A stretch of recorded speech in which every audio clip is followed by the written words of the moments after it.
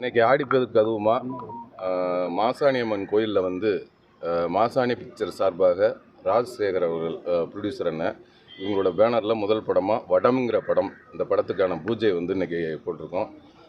இன்றைக்கி படத்தோட இயக்குனர் கேந்திரன் அவர்கள், இந்த படத்தோட கதாநாயகி சங்கீதா அவர்கள் எல்லாருமே இன்றைக்கி வந்து கேமராமேனாக இருக்கட்டும், டெக்னீஷியன் எல்லாருமே இன்றைக்கி வந்து ஆடிப்பெருக்கு அதுவுமா இன்றைக்கி மாசாணி அம்மன் கோயிலிருந்து எங்களோட இந்த பயணத்தை ஆரம்பிக்கிறதுல ரொம்ப சந்தோஷமாக இருக்குது. ரொம்ப சிறப்பாக இந்த பூஜையெல்லாம் நடந்தது. விரைவில் இந்த படத்தோட படப்பிடிப்பு ஆரம்பமாக இருக்கிறது. அதுக்காக இன்றைக்கி எல்லோரும் மாசாணி அம்மன் கோயிலில் வந்திருக்கிறோம். படத்தோட பேர் வந்து வடம். கேப் எதனால நீங்கள் ரொம்ப நாள் தேட்டர் பக்கத்து போகலாம். அப்புறம் போகும் இடம் வெகு தூரம் இல்லைன்ற ஒரு படம் ரிலீஸ் ஆயிடுச்சு. அப்புறம் வந்து ஓம் காளி ஜெய் காளின்னு ஒரு வெப் சீரிஸ் ரிலீஸ் ஆகிருக்கு. இப்போ ஷூட்டிங் போயிட்டுருக்கிறது வந்து ஏழாம் பொருத்தம் அப்படிங்கிற ஒரு படம் வந்து இப்போ ஷூட்டிங் போயிட்டுருக்கு.